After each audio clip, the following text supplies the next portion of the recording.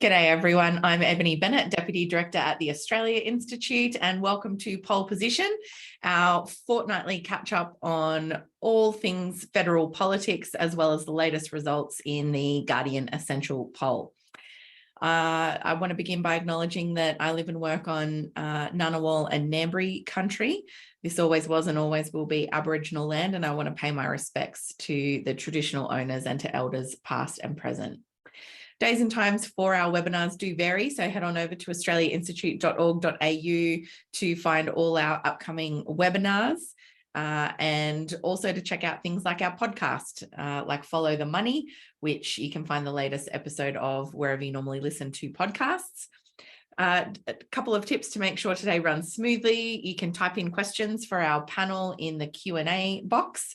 You can also upvote and upvote other people's questions and leave comments on them as well. A reminder to please keep things civil and on topic in the chat. And lastly, a reminder that this is being recorded. It'll go up on our YouTube channel later this afternoon, and it will pop up on Guardian's Australian Politics podcast tomorrow morning. For those of you listening from the pod, you can find all the latest essential poll results at essentialreport.com.au. So we're very excited because Murphy is back from writing her quarterly essay. We're very pleased to see her. And as always, Katharine, it has been a massive fortnight in federal politics. Last week, the Attorney General introduced the National Anti-Corruption Commission legislation to Parliament, long in the making. National Cabinet scrapped the isolation requirements for COVID, which will begin, I think, from mid-October. The budget is, of course, fast approaching. And before that, the Australia Institute's Revenue Summit, which will be this Thursday, and bringing with it, I think, a lot more talk about scrapping or amending, at the very least, the stage 3 tax cuts, which are just become the whipping boy for everything that can't be afforded in the budget, as well as things like the need for a windfall profits tax. So that economic debate is really heating up. And of course, Pete Lewis from Essential Media here to unpack all the figures with us as well. Thank you, Katharine and Pete. Katharine, first of all, to you, it's been a while since we've seen you. We've missed you. We tried not to do anything too exciting while you're away, but as I mentioned, there's been a fair bit happening. How's it all feel being back on deck? Well, a little bit strange, Eb, in truth. I've been sitting in not a dark room, because it's hard to write words in a dark room without sort of destroying your eyesight even more, but I have been sitting at a very quiet place, writing a lot of words about the Prime Minister and the consequences of the election results. So I'm still getting my land legs back, peeps, in terms of what's actually happening on a day-to-day basis. But as usual, Eb has given you the good oil on what has occurred over the last fortnight. The sort of anti-corruption commissions are a really key milestone, I think, for the government, for the crossbench, and for, dare we say, the voters who voted for it. So obviously it's going to be, the only thing I'd say about it at this point, I mean, obviously there are some highly respectable arguments about detail, particularly the issue of whether hearings occur in public and what the terms are for those public hearings. All of that's to play out. I would just say one thing procedurally. The Albanese government has been very clear it wants this passed by the end of the year. I'm sitting back at my desk after 5 weeks away and looking at the parliamentary sitting calendar. I'm thinking to myself, my God, there is a lot of business that this parliament has to get through in the closing sitting weeks of this year. Now, I'm not suggesting that I think it's not going to happen. I think it'd be more likely that the government had put on an extra sitting week or two than just say, oh, look, we did our best, but we can't quite manage to get that through. I'm just saying that as a watch this space to our regulars, that seems to me there's a lot of business to get through between now and the end of the year. So then let's segue now to the budget and stage 3, which are set up. Yeah, look, today, I think it's Tuesday, of course, isn't it? Yes, so we're 3 weeks away from budget day today. 3 weeks to go, 3 weeks to kick off. And obviously this will be the Albanese government's first budget. The first budget of a new government is generally a pretty critical document, both economically and politically. In terms of stage 3, yeah, look, there's a real head of steam building around that package. These tax cuts, not exclusively, but predominantly benefit high income earners. We've had a really astonishing pirouette in London over the last 24 hours, where the new British Prime Minister Liz Truss had a similar tax cut package to the one being proposed in Australia, and was basically shouted down by her own people, the financial markets and the IMF, and has had to do a very inelegant pirouette and dump the package. It'll be interesting to see whether or not those events give the new government a bit of cover to think about whether or not the stage 3 tax cuts will proceed as legislated or not. I detect the beginning of a debate in the government about it. I think if we look closely at what the Treasurer has said, particularly over the last week, I think his language has shifted in relation to this issue. He's still saying, well, you saw what we said at the election on the stage 3 tax cuts, of course, and then proceeds to make a quite pithy and compelling case for why they shouldn't proceed with them, basically. So we've got to see how that plays out. Obviously, there was a debate in the Labor Party in opposition prior to the legislation of these tax cuts about whether or not they should be supported or not. That basically ended up with Labor playing a bit of Me Too with the Morrison government at that point. It did not want another election fought on tax, having just lost the 2019 election on a death tax that didn't exist. So you can understand why the new government is very touchy about matters tax. And obviously, if the Labor Party shifts on stage 3, there is no ifs or buts about this. It would be a broken election promise. They told the voters prior to the election that that package would proceed as legislated. But look, substantively, these tax cuts were a bad idea when they were legislated. They have become a worse idea since, in terms of the general economic conditions. Seems to me, even though these tax cuts don't start for a couple more years, it's a brave government indeed when we're standing basically on the precipice at the moment of the third major economic downturn in 12 years, that you would respond to that risk by punching a hole in your tax base. That seems to me to be not the smartest policy move. But I think it's also important, though, to emphasise that the Prime Minister has been very, very clear since the election about election promises and the primacy of election promises. We saw a whole debate about ambition in climate policy. A lot of people wanted the Labor Party to shift to a more ambitious emissions reduction target for 2030, because that's what the science would suggest needs to happen. They didn't. They hugged their election commitment very tightly. Will they on the stage 3 tax cuts? Well, that's going to be a really interesting story, I reckon, over the next 3 weeks to see how that pans out. Yeah, Pete, is that your sense that there's a big debate there to be had now? It seemed like for a long time they were not for turning, so to speak, and now there seems to be wiggle room. Yeah, I feel like we might be in the middle of spitballing next fortnight's questions, even as we are going over this week's.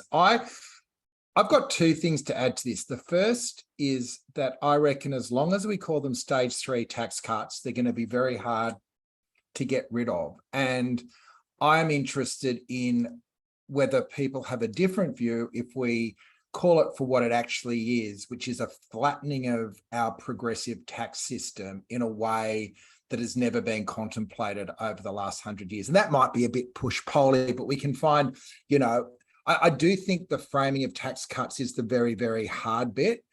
I totally supported Labor not engaging in this before the election, but I am curious about whether there will be an appetite for a broken promise. I think there's a few moving pieces here. One is the position of crossbenchers and Teals. Another is, the dream for Labor, I think, is if the Teals could create a sense from the Liberals that they're going to be exposed if they keep pushing for these changes to the tax system to benefit the highly paid as well.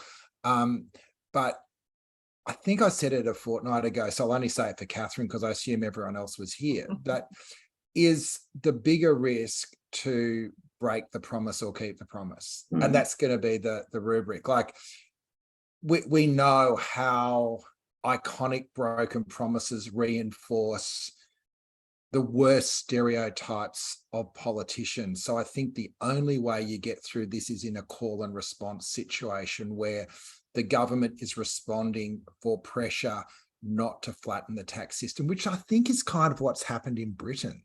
Because A, you're right, the economics is stupid. B, it is totally against the principles of the society that we thought we were living in and has been living in for quite a long time. And third, it is a magic pudding of everything that people want Labor to do. They can blame the bloody stage 3 tax cuts for the reason they can't get their pet project up. And of course, there is an amplification of that because you can only spend that money once, but gee, it's a lot of money to spend. It is a lot of money to spend. And you're absolutely right about that call and response, because at the moment, the call and response is people are calling for funding for various things. And the Treasurer's like, well, we inherited a really tight budget position. We can't afford to do all of those things. And people immediately are like, well, if you can't afford to do that, how can we afford these tax cuts? Can I just inject one thought, though, into that? I agree with both of your diagnostic. But the thing about this shift, if they execute it, right, and I would put that as an if at this point, because like I said, the dialogue, I mean, Pete's formulation there's a very good one. What's the most risky thing? Keep the promise or break it. And that crystallises the question very neatly, because it's not cost free. I don't mean in a budget sense, I'm talking politically. Either road you take, it's not cost free, right? But in the event they shift, I agree. One of the pressures at the moment, this is why we've seen such unanimity around a bunch of very respectable interest groups who are all, basically coming to the new government because of this pent-up demand, right? Not enough has happened over the last 10 years. Now we've got real problems starting to manifest in social services, in health, in universities, in all kinds of spaces, right, that require public investment in order to fix these problems. So it's all this pent-up demand. Everybody's coming saying, what I need to do is actually really important. We need to find the resources to do it. But if they do shift on stage 3, the way this will be sold to the public and not, I mean, as a bit of flim-flam or spin, I mean, the reason they'll do it is a fiscal buffer exercise, right? I don't want to bring us all down. I don't want to be Eeyore so early in this week's episode. I'm just saying the global economic position at the moment is genuinely dicey, right? There is a very high probability that the US goes into recession because the Fed is just banging these interest rate rises, right? The bluntest of blunt instruments to this very large economy. It's, the US looks on the path to a recession at this point in time. One of the reasons the reaction in Britain was so visceral to this unfunded tax cut package on the part of Truss and her new Chancellor was the prevailing economic conditions, right? If Labor shifts course on this, it'll be an exercise in trying to rebuild some fiscal buffers to basically have some room to move in the event of a downturn here.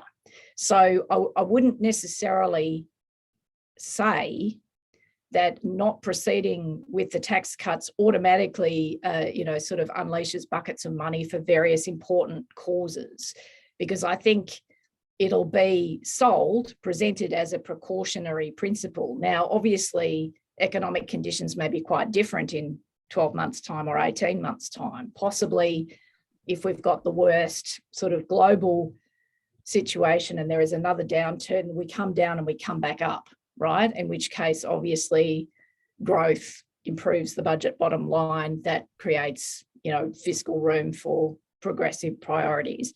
I'm just adding that layer of disclaimer or nuance, because that's my feeling. If they shift, and everyone heard the if in that sentence, I hope, if they shift, I think it'll be the whole budget will shift to a rebuilding the fiscal buffers exercise.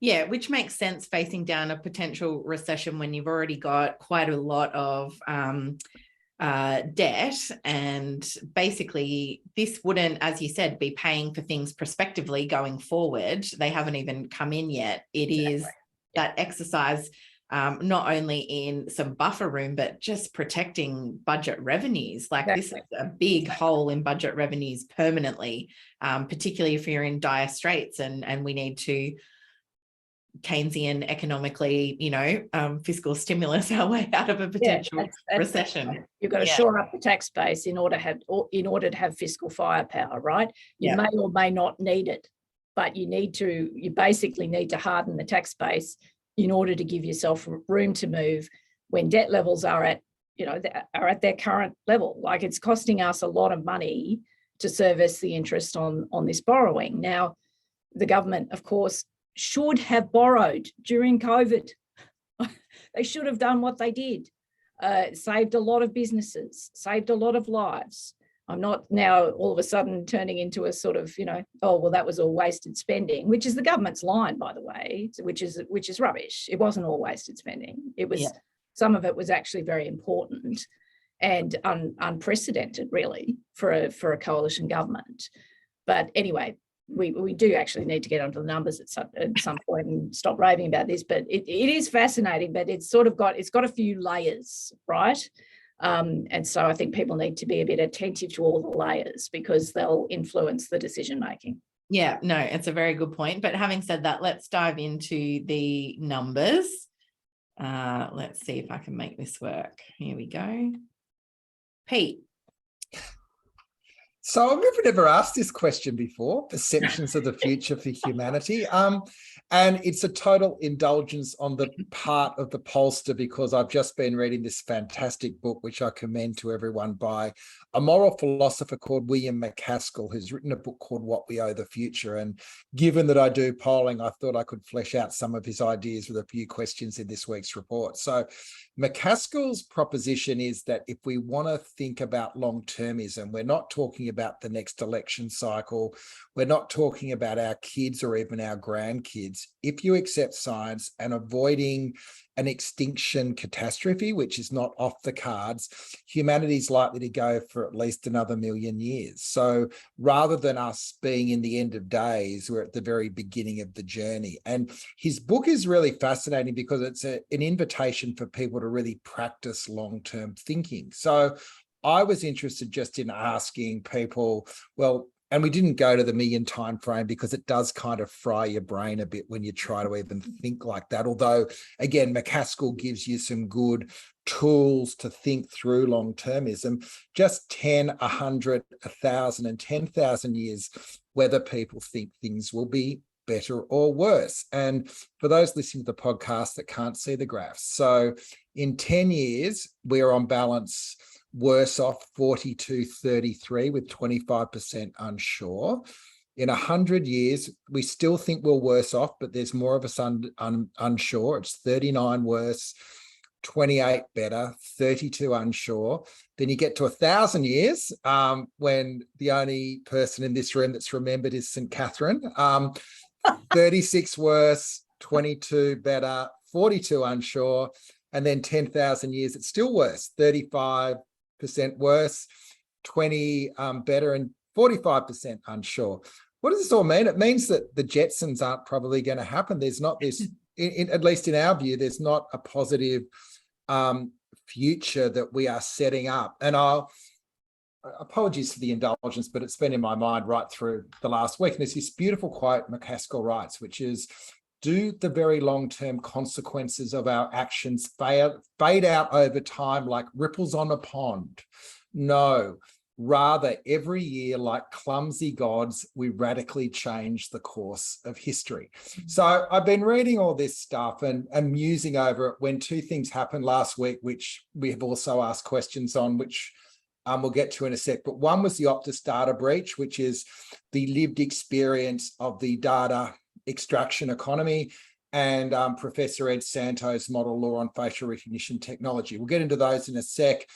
Eb's just brought up the next slide again for those that are listening on the pod, essentialreport.com.au. We don't think the government's doing enough at 43%, but if you look at those trend lines down from 62% when Scott went to Hawaii in the middle of the bushfires, 32% doing enough, 13% doing too much. Most of those were meeting at CPAC over the weekend, and 12% don't know. But back to McCaskill, what's interesting is he's a young academic, I think from Oxford. He's a Scotsman. Again, I commend his book to it. He says that the chances are humanity in some form will get through a climate event and even a nuclear event. There will be humanity surviving. His real concern in terms of the happiness or otherwise for the future is the speed to which we reach what is called automated general intelligence, where the AI becomes self-learning, because his analysis is that systems that thrive into the future and give us a prosperous future will have the requisite diversity and friction to deal with different circumstances. So the real concern around the way that we are building a data economy and around collecting information and training machines to predict what we're going to do next is you take away that friction, you take away that space to deal with crises. So if you want to click a couple of slides forward, Eb, I hope I haven't blown this isn't really politics, is it? But I find it very interesting. So back to the here and now. I'm going to have to chase up this book now. No, it's a ripper. And I'll put a link into the chat later. There's actually a link through my Guardian piece today, actually, to the book, and I do commend it. So we are concerned at our information being scammed at the moment. We're concerned about our bank accounts, whether or not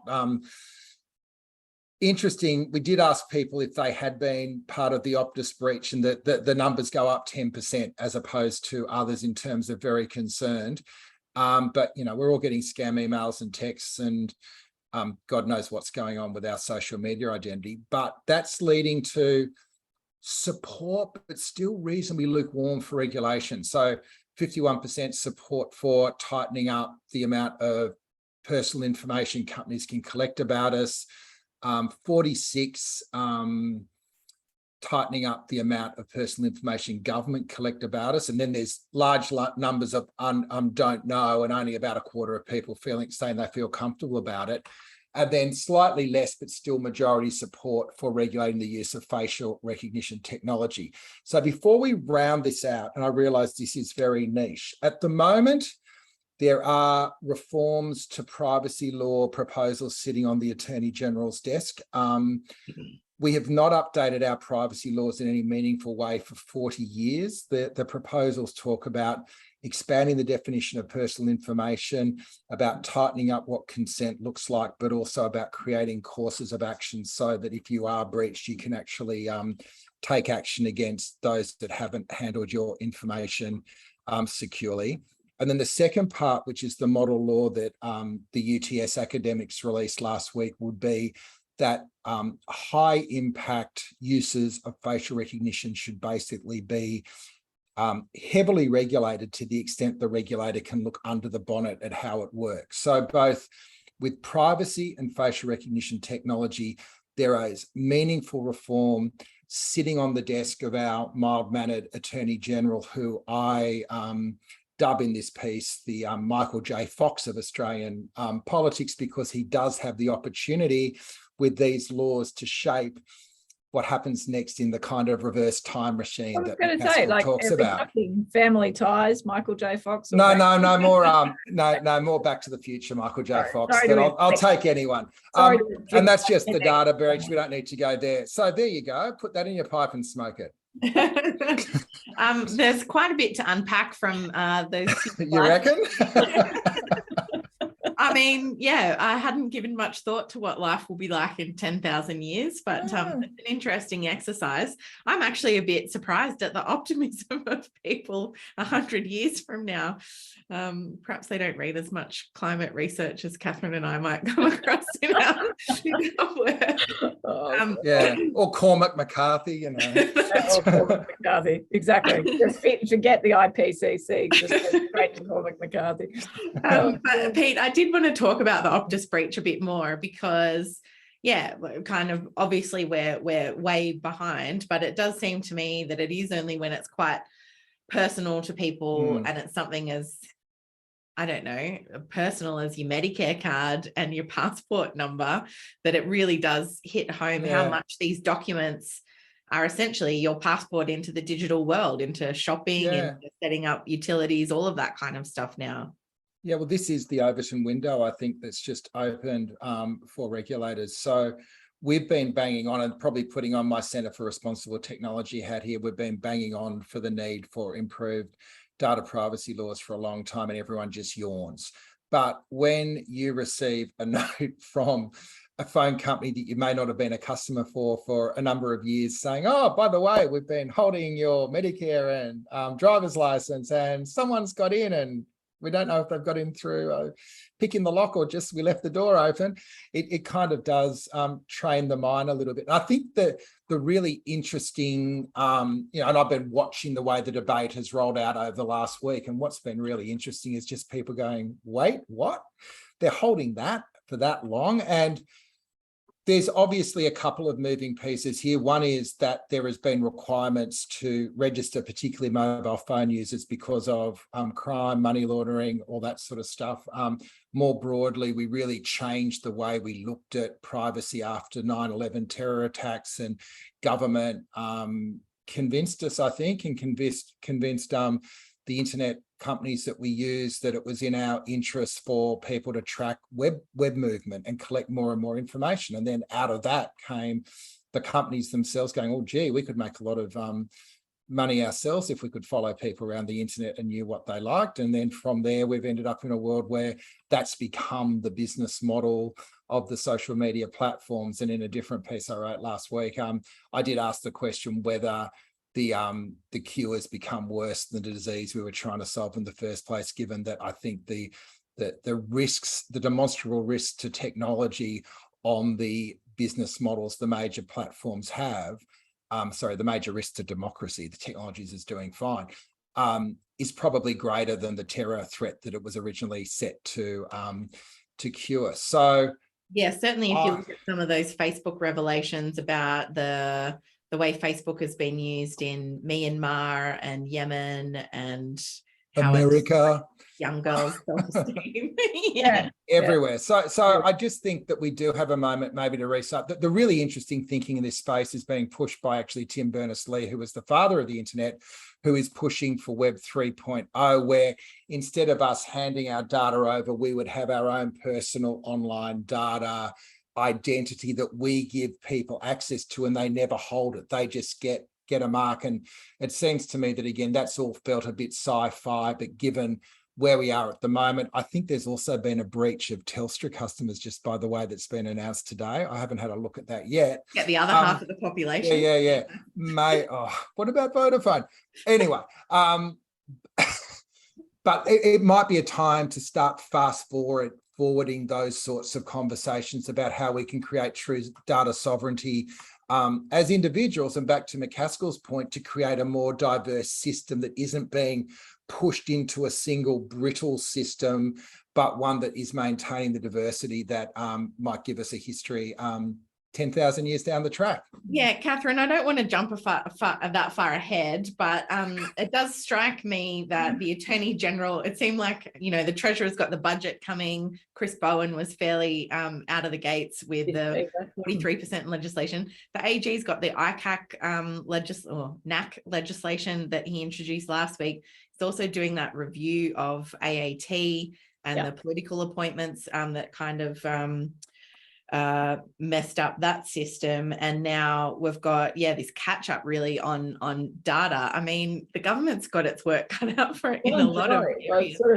I was trying to make that point just in relation to the parliamentary sitting calendar, which is sort of a manifestation of it, but it's kind of like, oh my God, it's like, I sometimes look at them and think it's like, the fire hose of, the last 10 years has just been opened up onto them. It's sort of like, God, there's all these things that need doing. And then you get into a sort of bandwidth issue in terms of the government, right? Like how quickly can humans process information and move? So it's tricky, but all of these things are urgent and important. I think the sort of big conundrum, Pete said in relation to the numbers that we just went through, and again, if you're listening to the pod, go to the website and have a look at the charts, that'll make this conversation a bit more comprehensible. I think you thought those numbers were a bit low. I actually thought they were quite high, only from the sort of starting proposition that I think a whole lot of the sort of digital privacy debate is a debate among engaged people. For starters, I think there's a whole bunch of Australians who have no idea to what extent surveillance capitalism is part of their lives. And also, so you've got like perhaps, a sort of cohort of not very engaged Australians who don't realise the amount of data, personal data they're trading away, and also how much they're tracked online by all kinds of corporations, right? So there's that cohort. Then we've got a cohort of young people who socialise by social media, ironically, anyone see the connection here? Sort of see the whole concept of privacy as sort of anachronistic, right? They've grown up in this environment where everything is public, everything is online, everything is sort of posted to social media and shared amongst groups of friends or wider groups, right? So their sort of starting proposition on privacy is quite different to the privacy that we might think about, or others listening to this conversation. So sort of culturally, like the young people who are much more fluent about this stuff care less about it. So then it becomes, what's the call to action? Like, what's the rallying point? What's the thing that kind of tips over into this being something that really inconveniences you, or where, privacy becomes an identity like the other, important components of identity that young people are particularly motivated by, right? So I don't know. I've always found privacy a really boring, hard thing to, even as a political campaigner, get excited about. But I do think there is something around giving people control of their identity that might get us there. But just to round out that discussion, the last thing is the government has said they're going to put something in about privacy maybe by the end of the year. The real concern is they just increase the penalties and not do any of the structural stuff that's really important and has been kicked down the road forever. So that's the bit that I'm sure people like you, Katharine, will be looking at carefully as this debate matures. Well, it might be time just about to go to questions from the audience. Don't forget, you can type those in to the Q&A box and they'll jump up here for us. James Bannon has said, what is that? Yeah. What's the feeling about the government scrapping the stage 3 tax cuts? I do feel like we've gone into that in a fair bit of detail at the beginning. We're about 5 fathoms deep into that, James. Yeah. Are they waiting to be forced? I feel like, yes, the government had promised, and now it's really up to the community. Pete, we've had this conversation in the past to create the space for them to shift on this. Yeah, I think the government wants to be seen to be listening and responding if they do. But I do also take Katharine's point from earlier that probably magic pudding politics isn't the answer either. But, it's a choice between, I guess, and we're repeating ourselves now, it's a choice between whether it is a framing of delaying or deferring tax cuts, which is really, really hard, or just kind of reopening, the Faustian pact they really made to wave through a flattening of the tax system before the last election. Or I feel like they could just rely on the economics, like the changing circumstances there are dramatic. Does anyone know what happened when the devil went down to Georgia? Did Robert Johnson end up like... Well, he did the deal at the crossroads, didn't he? Yeah, but what happened? Did he go to hell? Oh God, I don't know. I feel like he sold his soul, but maybe I've just watched. Yeah, this might be the next column. I need to do some research. Anyway, yeah, well, we don't want to on banjo next fortnight. Yeah, about stage 3. We did. Yeah, we're done. Exhaustively, but grateful for the question. But the only other thing, though, to emphasise again is that, I think the stage 3 tax cuts are bad policy, and they were bad policy when Labor signed up to them prior to the election. And I think the sensible thing is, given circumstances have changed demonstrably, that Labor should decouple from them. But I'm kind of uncomfortable about it as well, because it's sort of like, as a journalist who's bang on ad nauseum, to the extent of sending readers to sleep about the importance of integrity and accountability. I think election promises are part of that. So it's sort of, I think it is genuinely difficult. That's all. Yeah. Just while we're on tax, the next question is from John Knox, who asks about could the government be convinced to reform negative gearing and capital gains tax concessions in the context of it being difficult for first home buyers? I feel like there's less appetite and public discourse around that at the moment, Katharine, but it strikes me that the housing crisis essentially could, again, send the government back to the drawing board on a whole range of things, including those concessional arrangements that make housing basically, something for investors instead of something to live in. Affordable for, young people and a lot of older people as well. Yeah, look, I think the way they'll approach the general issue of the tax system and concessions is via some sort of policy work really over this term, and seek to sort of develop a set of propositions that they can take to the voters at the next election. I don't think on those areas of concessions and other really tricky areas that it'll be one of those surprise situations. I think there's a whole, and I confess, I thought this is how they deal with stage 3 too. I thought that they would lock in behind stage 3, and they still might, right, do it this way, but then set in train some policy work over the course of this term where you could go and seek a mandate basically to do this, that, and the other thing that would be more sensible in a policy sense. And I would certainly put those concessions that our questioner is flagging in that basket. The next question I've got is around The Voice, and it says, while The Voice has widespread support in the community, there seems to be a growing trend of anti-voice speakers on talk shows and in the media. Will these evaporate, or is the trend growing? Katharine, can I start off with you on that one? I just, my blood just ran a little bit cold then. Yes, look, it's the risk associated with this debate. We're not all kind of like a uni mind in the country about it. There are differences. Some differences are respectable, others less so.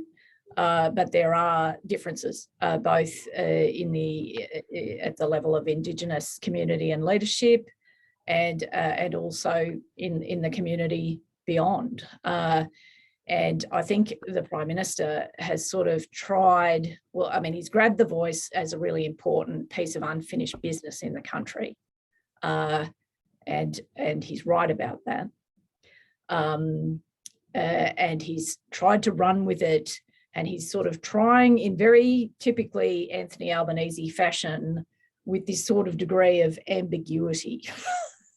It's sort of strategic ambiguity. Well, he's you might even be getting a preview of a certain thesis here. It's sort of like he's sort of he's very good at sort of when things get difficult. You can sort of crash through something, or you can just sort of eddy through it like a little cloud. And that is kind of like, he does resort to that. So I think he's sort of, up there at Garma, he sort of started the debate, he legitimised the debate. He said, look, here's the broad proposition, but I don't want to preclude, a discussion about this, blah, blah, blah, blah.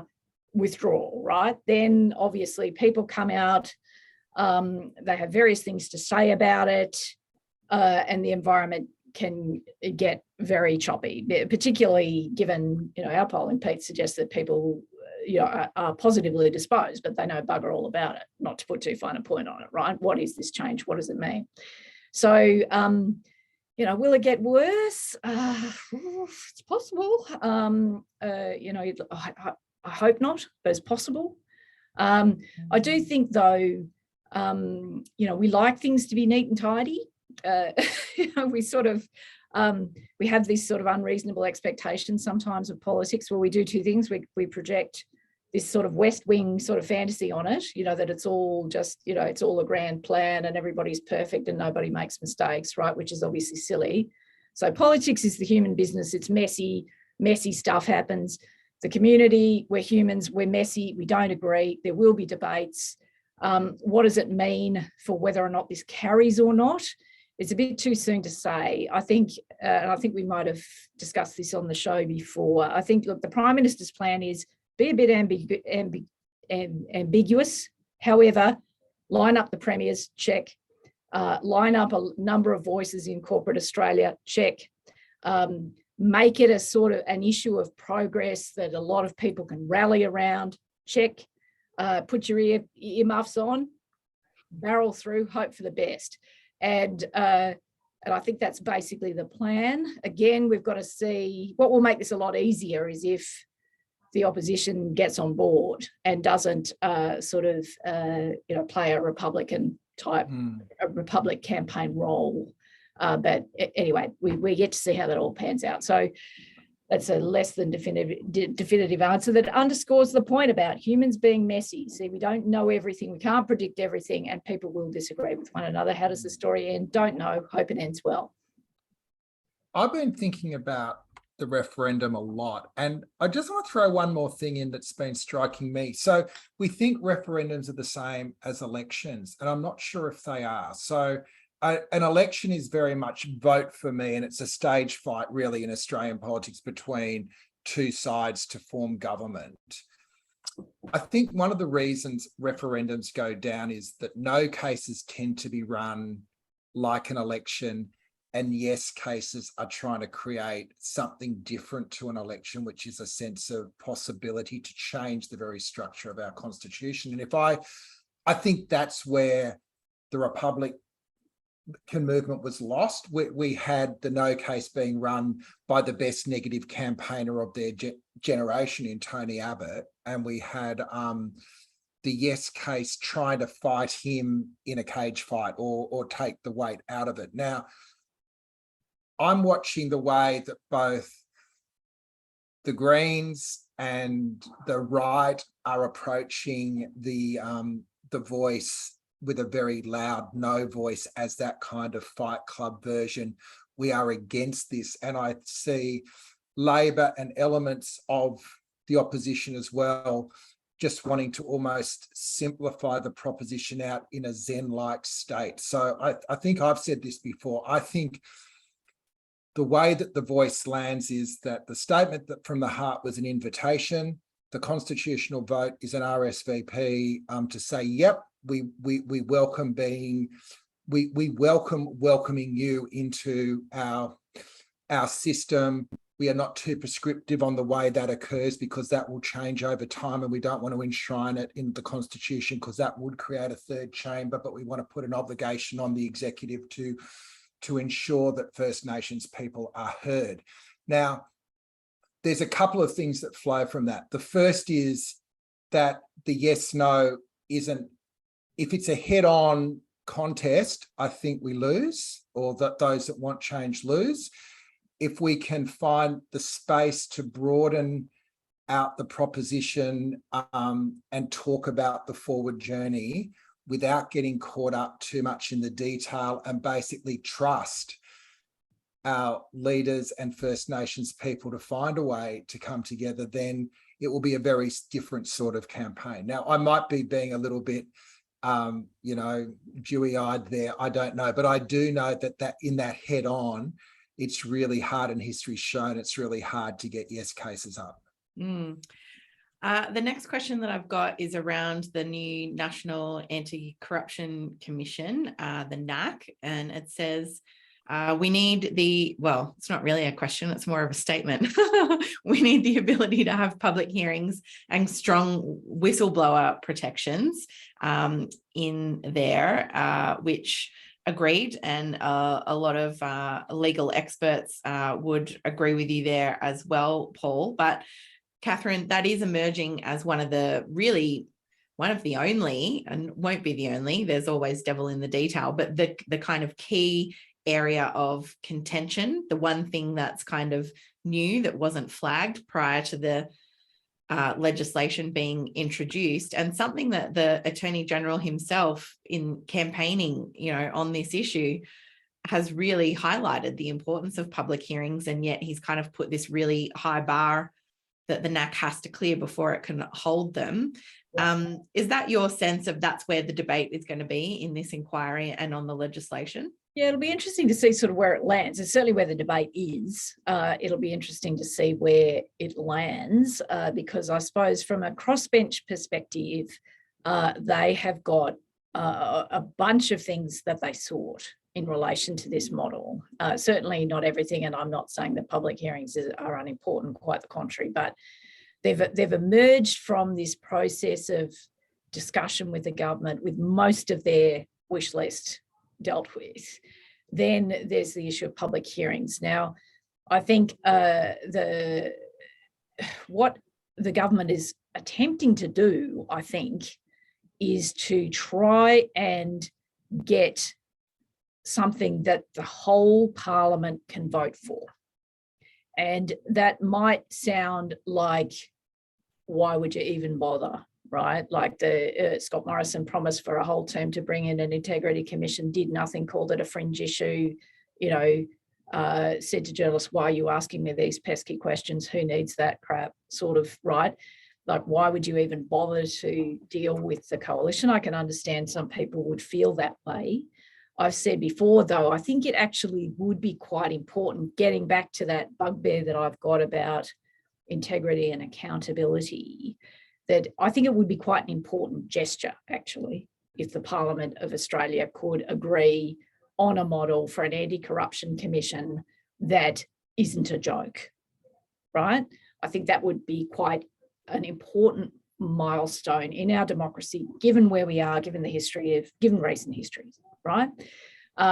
It's a judgment call, of course, if you're Mark Dreyfus, how much you trade away for that moment, right? Obviously, you don't want to trade away things that are really substantive in terms of the way this commission will operate. You don't want to do that.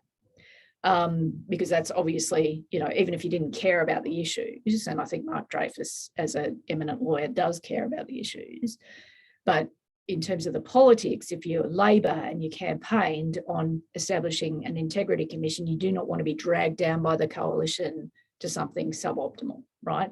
So it's a judgment call. It's a point in time judgment call about, where you end up on that. So, like I said, sort of stripping this back, I think that's the motivation predominantly. Can we get something that everybody can live with, right? Liberal Party, crossbench, Labor, and of course the major party internals on this issue is different to the internals in the Greens and the internals in terms of the crossbench, right? There will be a spectrum of views in the Labor Party about an integrity commission, how swinging and sweeping it should be. And we've seen, the coalition was paralysed for more than a term.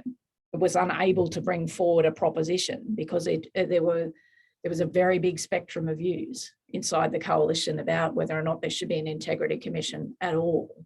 So it's sort of like, I know that, again, it's probably more detailed than we all need, but I'm trying to sort of paint all of the moving parts for people. So, because sometimes you can look at a set of propositions and think to yourself, how the hell did that happen? That makes no sense.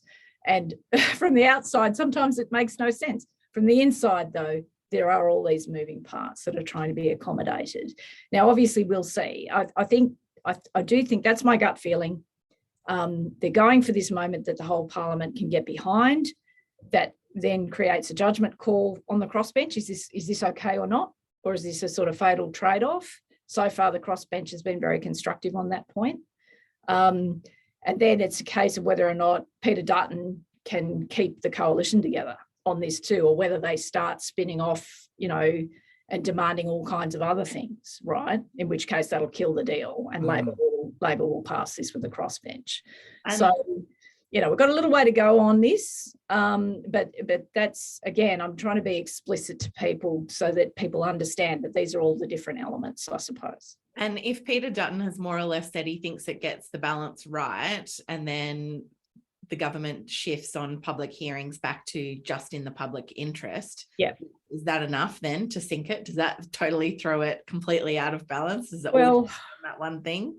Well, it's sort of, it's like, God, I sort of view it, it's like an orchestra, you've sort of got all these little elements that you've got to tune up, right? That it's all somehow got to fit together. Does it scuttle the whole thing? I mean, look, Dutton's got a political problem, right? Obviously, the Liberal Party suffered a colossal rout at the last election. Part of the reason for that was, Morrison's incredible miscalculation on the Integrity Commission. Dutton, from his first press conference, has been trying to push the coalition to a point where they will accept an Integrity Commission, right? That's been obvious since the get-go. The government's given Dutton a little bit of cover with his own people. Just like if Dutton pushes the friendship, the whole balance of the orchestra shifts. So I think it feels like the next few weeks. It feels like at the moment, they've all got more to gain from agreeing than anyone has got from disagreeing. So far, the Teals land their big agenda item. Yeah. Labor makes good its promise. The coalition is not seen as being anti the corruption. And it does make me reflect on the different, and I'm sure you go into this in your essay as well, Katharine, but the different theory of government. Like Labor is trying to take the heat out of the issue and land it that everyone can own it, whereas you could imagine the other side would have just been looking for the points of friction to exploit and amplify. Well, I think it's sort of, and in this, that's why I suppose I'm not saying to people I'm totally indifferent about whether or not there's public hearings. Obviously, a body like this needs public hearings because otherwise it will not have a public mandate. It will not have public confidence, right? It needs to have public hearings. That is in the public interest, right? Politicians will want a high bar as the trigger on when something is a public hearing and when it isn't, because these bodies are not courts, right? They don't act in the same way as courts. So, it's sort of, I think sort of institutional players in politics would like the moment of getting this thing done. It's quite a strong body. You can argue about the public hearings, but it's quite a strong body. I think the point about whistleblowers that the questioner asked is actually really critically important, but you can deal with that separately to the Integrity Commission. I think that whole idea, if we don't strengthen protection for whistleblowers, it's a chicken and egg proposition, right? What does an ICAC do without decent whistleblowers? And whistleblowers don't come forward without better protection. It's a very sound legal principle. So, but you don't necessarily have to do it all here, right? In this body. Anyway, it's probably far more explanation than we need. But I think the moment matters as a reporter on this institution, looking at the country that I serve and this institution serves. I think getting that moment would be a good thing for the country if we can.